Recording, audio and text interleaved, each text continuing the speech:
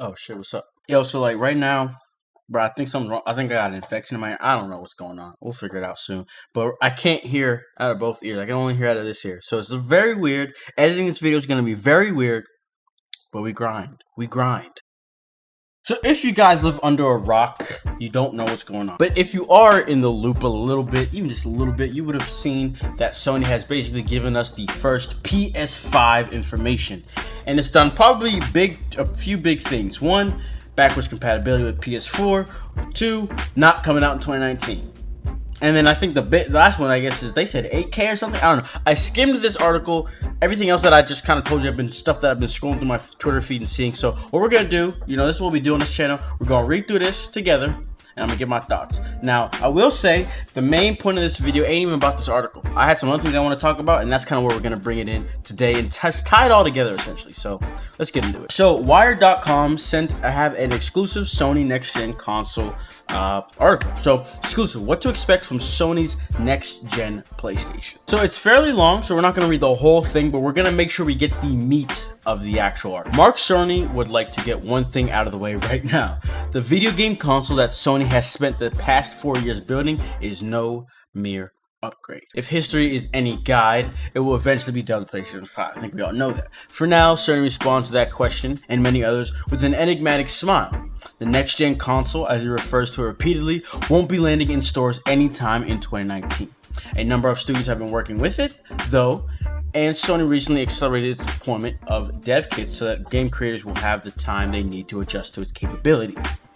Now, so if you guys are new to this channel, welcome firstly, and second, so if you missed the previous videos I've had, past 5-6 months I've been on this train of this new console is not going to be just a home console. I think you old subscribers know where I'm going.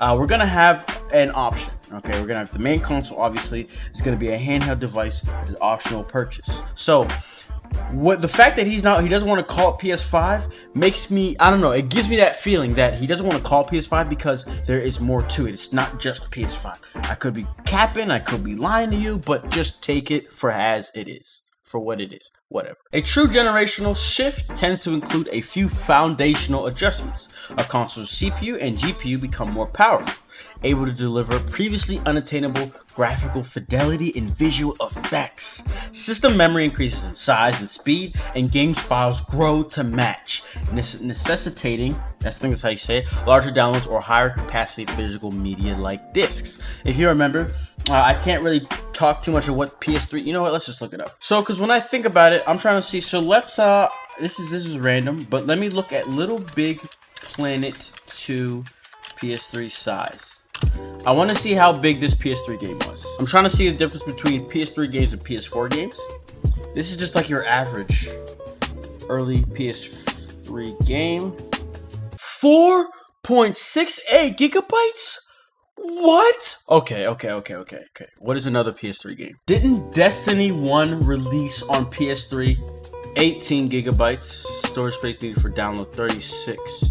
Destiny's file size was 18. I think with all the updates it became 36. So still, started out at that 18. If we look at Xbox, why is Xbox only 16? Whatever. I think it gives us a pretty good idea, what's going on here. So, and then when we think of it, because all I'm gonna say is because I already know Red Dead Redemption 2, now mind you, it is a huge game, but what is that, 80 gigabytes? 99, I'm tripping, isn't it like 100? Oh my god, meanwhile, we would need 107, so it's 107 gigabytes for this game. We went from 4, let's just do a range. We went from like, what, anywhere from 3 to like 30, let's just do it, fuck it, 40 gigabytes to 100, and that's just a large, listen, this is gonna be the standard for next gen. This is gonna be the minimum for next gen. Oh my god. PlayStation's next generation console ticks all those boxes, starting with an AMD chip at the heart of the device. The CPU is based on the 3rd generation of AMD Ryzen's line and contains 8 cores of the company's new 7nm Zen 2 whatever. The GPU, a custom variant of Radeon's Navi family, will support ray tracing, a technique that models the travel of light to simulate complex interactions in 3D environments. While ray tracing is a staple of Hollywood visual effects, and is beginning to worm its way into high-end processors, and Nvidia's recently announced RTX line, no game console has been able to manage it yet. Oh boy. So if you guys didn't know, I just recently built my PC. So I actually have an AMD Ryzen 7 2700. So more of this stuff kind of makes sense to me. But ray tracing, I'm not too familiar with that. But when they say Hollywood visual effects, dude, that speaks numbers to me. So I just skipped a little bit of Cerny talked about some audio stuff. I'll link this in the description so you can read the whole thing yourself. But he was talking about audio. He's making 3D audio or something like that. And so I skipped that part. So let's just continue. So new CPU, new GPU, the ability to deliver unprecedented visual and audio effects in the game. That's all great, but there's something else that excites Cerny even more. Something that he calls a true game changer. Something that more than anything else is the key to the next generation. It's a hard drive. The larger a game gets, last year's, look at that, Red Dead Redemption 2 clocked in at a horse-choking 99 gigabytes for the PS4. The longer it takes to do just about everything. Loading screens can last minutes while the game pulls what it needs to and from the hard drive. Same goes for fast travel. When characters transport between far-flung points within the game world, even opening a door can take over a minute, depending on what's on the other side and how much more data the game needs to load. Starting in the fall of 2015, when Cerny first began talking to developers on what they'd want from the next generation, he heard it time and time again. I know it's impossible, but can we have SSD? Now, I don't know why that's impossible. I think it's because the cords that's required for it aren't, I don't know. As Cerny points out, I have an SSD in my laptop. When I want to change from Excel to Word, I can wait 15 seconds. What's built into Sony's next-gen console is something a little more specialized. To demonstrate, Sony fires up PS4 Pro playing Spider-Man, 2018 PS4 exclusive that he worked alongside Insomniac Games. That makes sense how they're able to get such graphical prowess and still have it running perfectly fine on a base PS4. Makes sense. Wow. It says he's not just a systems architect. Cerny created arcade classic Marble Madness when he was all of 19 and was heavily involved with PlayStation. This man is a god. That's what they're trying to say. On the TV, Spidey stands in a small plaza. Cerny presses a button on the controller, initiating a fast travel interstitial screen. When Spidey reappears in a totally different spot in Manhattan, 15 seconds have elapsed. Then Cerny does the same thing on a next-gen dev kit connected to a different TV. The dev kit, an early low-speed version, is concealed in a big server tower with no visible componentry. What took 15 seconds now takes less than 0.8 seconds to be exact. Holy crap. This man is crazy. At the moment, Sony won't cop to exact details about the SSD, who makes it, whether it utilizes the new PCI 4.0 standard, but Cerny claims that it has a raw bandwidth higher than any SSD available for PCs. Bro, chill. Because I just got a 500 gigabyte SSD from Samsung. That John is fast.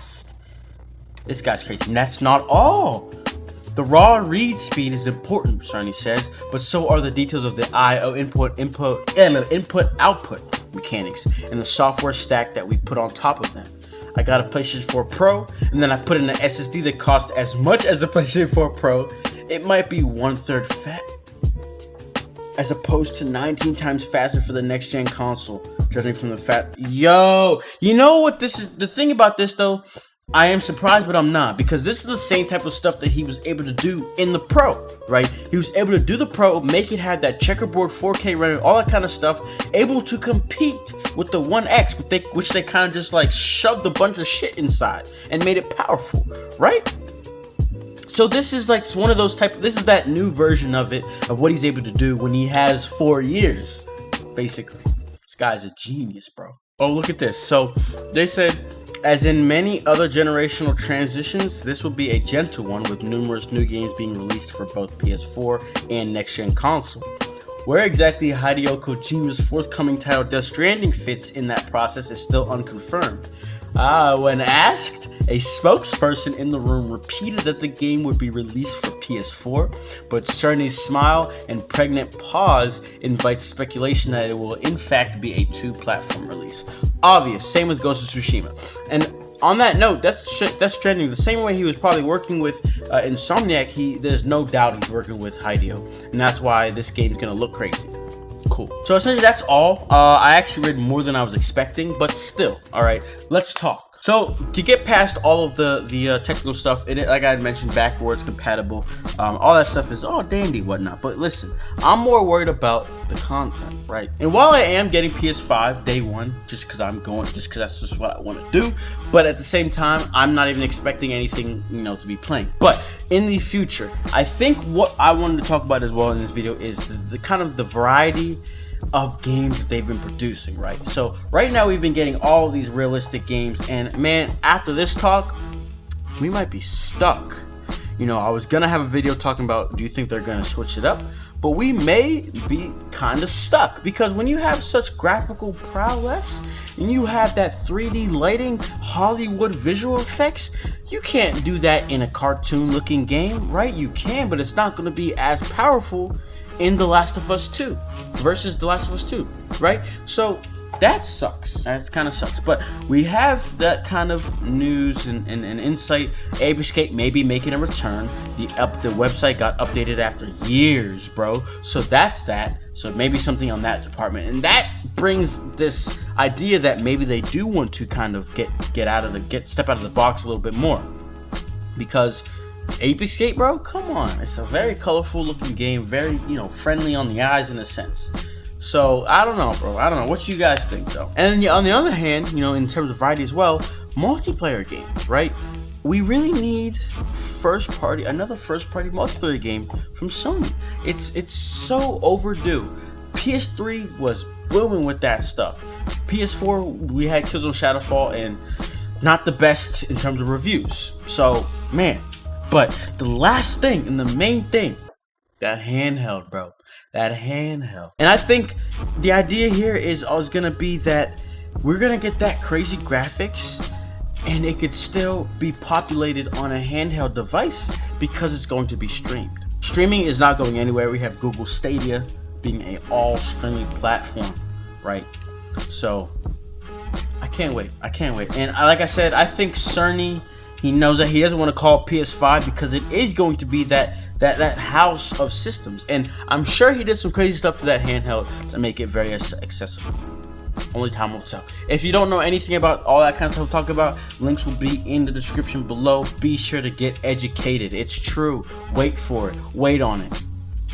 Alright. That's all I gotta say, y'all. So that's gonna be it for me. Let me know your thoughts on this. Who's getting PS5 day one? Put your hands up. Who's waiting a year or two? You're probably smart, but it's fine. We stand over here. We stand. All right. That's all I got to say. I'll see y'all next video. Peace. Lamp with the tape. I'm a legend in the room. JSquad chilling. Now my homies bringing boom. Don't try to play the game without asking about the rules. I keep my cards safe. Nigga, what you do? Pop it off easy. I'm not trying to snap your neck.